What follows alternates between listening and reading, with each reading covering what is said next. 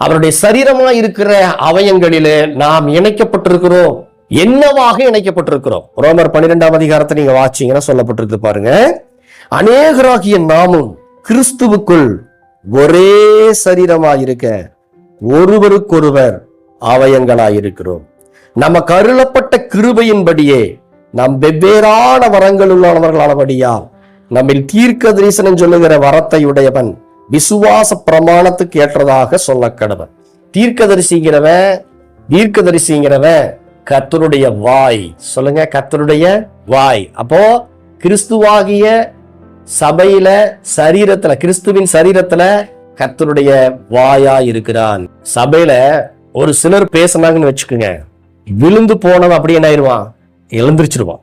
மத்தவங்க பேசினாங்கன்னா எந்திரிச்சு நிக்கிறவன் விழுந்துருவான். செத்து போனவன் கூட உயிர்ப்பிக்கிற ஒரு வேலையை செய்யறவன் தான் தீர்க்கதரிசி.